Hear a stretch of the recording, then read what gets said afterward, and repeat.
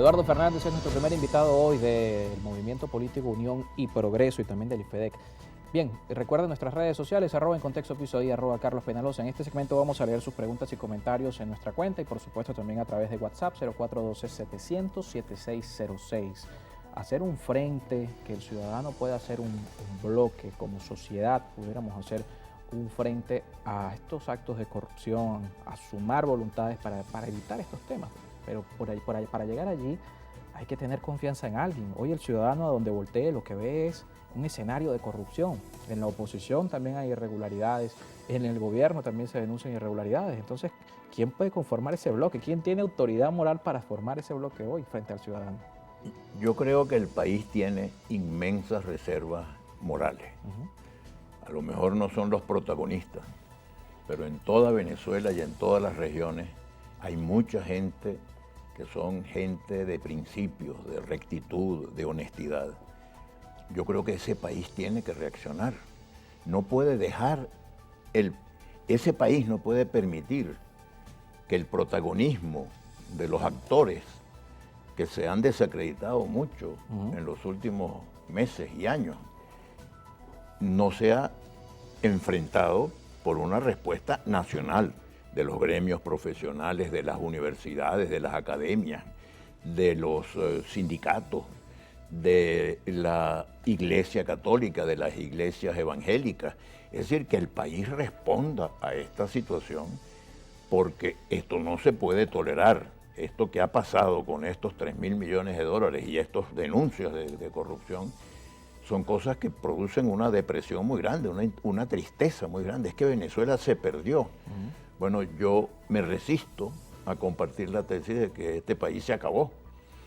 ¿Qué hemos tenido en los últimos años? El colapso económico, inflación, campeones mundiales en la inflación, campeones mundiales en la destrucción del signo monetario, el empobrecimiento del país. Estos señores que gobiernan desde hace 20 años llegaron diciendo que iban a hacer un gobierno a favor de los pobres. Y nunca en Venezuela había habido tanta pobreza. Pero nunca es nunca, no solamente en los 40 años de la República Civil, sino que antes tampoco, ni siquiera en tiempos de la Guerra Federal. El conflicto más nocivo para el claro, país. una cosa terrible. Entonces lo que estamos presenciando es un empobrecimiento. Todos los venezolanos estamos hoy más pobres, salvo un grupito que tiene con qué disfrutar de las delicias del poder y de los 3.000 millones de dólares o de los 20.000 millones de dólares. Que ya uno no sabe ni siquiera cómo es, cuánto es, porque además hay una opacidad. El gobierno no informa, el presidente de la República no asume su responsabilidad en esta materia tan delicada. ¿Quién nombró a las personas que están manejando esto? ¿Quién tenía que haber vigilado y no vigiló? Porque para llegar a esa cifra... El caso de la Contraloría, por ejemplo. La Contraloría no existe. Las instituciones del Estado y los Entonces, funcionarios no públicos existe. deben Entonces, rendir cuentas. en Estados Unidos hay una expresión que es checks and balances. La democracia tiene un sistema de control. Hay un balance entre las ramas del poder público. El Ejecutivo no puede cometer una trastada como esta porque el Congreso está vigilante. Y en el Congreso tanto los parlamentarios de oposición como los parlamentarios del partido de gobierno están vigilantes para que no ocurra una cosa de estas. Y el Poder Judicial tiene una autonomía y una independencia total. En Francia hablan de le pouvoir arrête le pouvoir, el poder controla el poder, decía el viejo Montesquieu, que fue el primero que habló de las ramas del poder público. Aquí en Venezuela, ¿quién controla al Ejecutivo? Entonces yo invito al país nacional, a todos los sectores del país, a que reaccionemos frente a esta degradación del debate político, a esta situación de colapso ético de la República, que reaccionemos y digamos, no señores, un momentico, este es el país de Andrés Bello, este es el país de José María Vargas, este es el país de Fermín Toro, este es el país de tanta gente respetable, de presidentes que tuvimos también, gente muy honorable. Claro, Y nadie puede, nos toca revisar la participación de la audiencia y luego hablamos de eso, nadie puede dudar de la reserva moral que tiene este país. Aquí hay gente noble de Caracas a Yaguaraparo, al Baúl, pasando por el sur del lago, por de la Oveja, hay gente noble. Mucho. Pero ¿quién capitaliza esa nobleza y quién conecta con Yo esa gente? Yo fui en estos días a Valencia y les decía a ellos. Porque al final la gente espera un liderazgo. José Rafael Pocaterra, el gran escritor carabobeño, pronunció un discurso una vez, un discurso en verso, por cierto, con motivo de los 400 años de Valencia. Y Pocaterra le decía a los valencianos, madre eres tú, le decía a Valencia, pariste a Venezuela, porque en 1830 fue en Valencia donde se decidió la suerte de la República. Yo invito, en cada ciudad, en cada capital de estado, tiene que surgir un grupo por el rescate cívico y el rescate moral de Venezuela para combatir este desastre y para tratar de volver a aquello que se llamaba moral y cívica. Son nuestras primeras necesidades, decía el Libertador. Bueno, yo tuve el honor de haber sido profesor, maestro de escuela de moral y cívica. Y tuve entre mis alumnos, entre otros, a quien hoy día es el Papa Negro, Arturo Sosa, que es el jefe de los jesuitas en todo el mundo. Fue mi alumno en moral y cívica.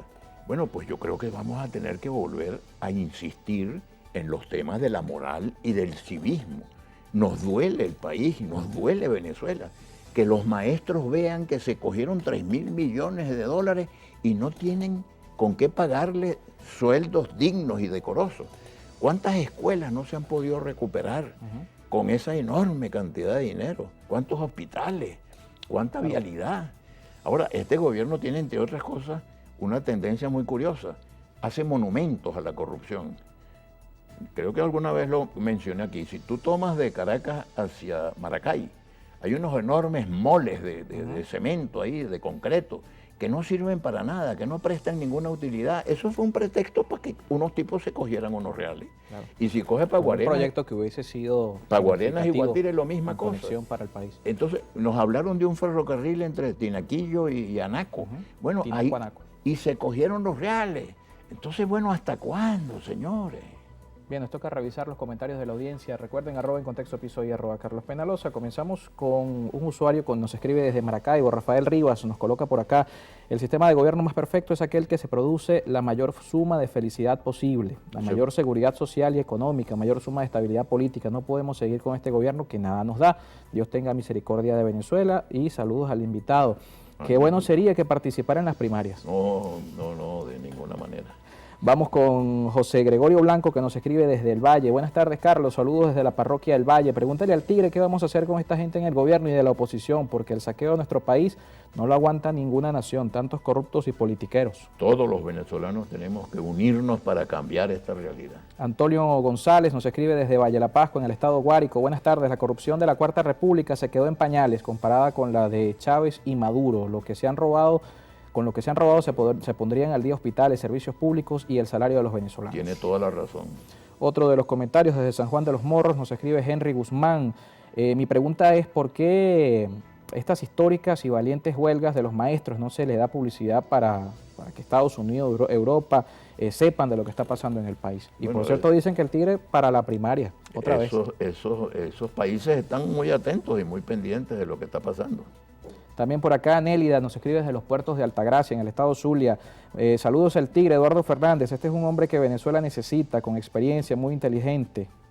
Muchas gracias, muy amable, muy generoso de su parte. Y recuerdo siempre con mucho cariño las varias visitas que hice a los puertos de Altagracia en el Zulia. César Nieves nos escribe desde Maracay. Doctor Eduardo Fernández, soy de la opinión de que los destinos del país para mal cambiaron. 800.000 ciudadanos que votaron de más por Carlos Andrés Pérez en 1988 contra usted. Allí se inauguró la etapa de los gobiernos corruptos, amorales y populistas, de gente que no se prepara y que dieron al traste con lo que hoy tenemos. Desde los tiempos del Libertador está Bolívar amenazando con pena de muerte a los corruptos. Si pusiéramos pena de muerte a los corruptos aquí, a lo mejor podríamos, bueno, no estoy proponiendo la pena de muerte porque no creo que la pena de muerte es una solución. El rearme moral de los venezolanos. Yo lo que propondría en este programa es todos, en todas las capitales de estado, en todas las regiones del país, en todos los municipios de Venezuela, promover grupos por el rescate moral de Venezuela. Pero tendríamos un país diferente si hubiese ganado Eduardo Fernández en el 88. Pues yo creo que sí, pero en todo caso eso es historia pasada y lo que nos corresponde ahora es que cada uno trate de aportar lo que pueda para enderezar esta situación. Cerramos con el Twitter, @elgranAguila nos escribe: buenas tardes, ¿con qué moral los dirigentes del puntofijismo van a hablar de corrupción en este gobierno? Si ellos institucionalizaron este flagelo en la sociedad y sus pupilos de hoy, Leopoldo López, Borges, Guaidó y etcétera, que no están en el poder pero han robado mucho más. Eso es mentira, en primer lugar, pero en segundo lugar, ese juego de tú robaste más, tú cállate la boca porque tú robaste y tal. La recuperación moral de Venezuela supone que todos los venezolanos que nos sentimos, que tenemos autoridad moral para hablar de esto, pues yo tengo 50 años en la política y a mí jamás me han acusado de haberme cogido un bolívar en ninguna parte, mucho menos 3.000 millones de dólares y mucho menos 20.000 millones de dólares.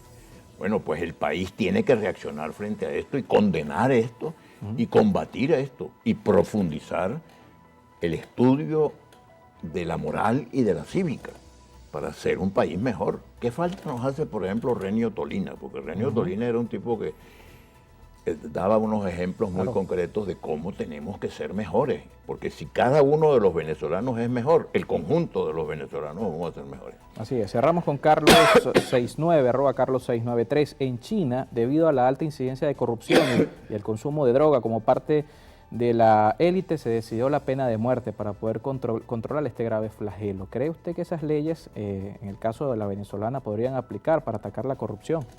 Yo no creo en la pena de muerte. Yo soy un fanático partidario de la vida y no de la muerte.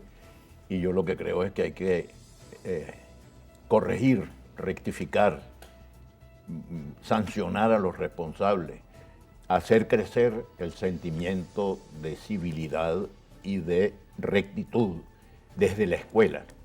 Yo daba clases en la universidad y decía, levanten la mano los que están contra la corrupción. Y levantaban todos la mano. Ahora bajen la mano y díganme, levanten la mano el que nunca se ha copiado en un examen. Y entonces empezaban unas risas y una cosa. Y le dije, la primera forma de corrupción a la que uno tiene acceso es copiarse en los exámenes. Ustedes traten de no hacerlo, porque si no, el que se copia en un examen primero, después va y se coge $10 y después se coge 1.000 y después se coge 3 millones. O hasta 20.000. 3.000 millones o 20.000 millones de dólares. Qué grosería. Gracias, doctor, por acompañarnos esta tarde. Nos vamos con un comentario de Ramón Montilla, que nos escribe desde Coro. Ramón, saludos desde acá. Muchas bendiciones y éxitos al equipo de En Contexto, primer escenario televisivo de opinión que muestra un excelente equilibrio informativo, siempre presentando importantes temas del acontecer nacional e internacional. Gracias, Ramón. El prestigio está subiendo. Pero eso es gracias a ustedes, gracias a los invitados. Los invitados son los que brillan acá. Muchísimas gracias, doctor, por acompañarnos. Gracias, Eduardo Fernández con nosotros. Al regreso, Raciel Rodríguez, alcalde del municipio Zamora en el estado Miranda, el hombre de las buenas noticias, va a estar con nosotros en estudio.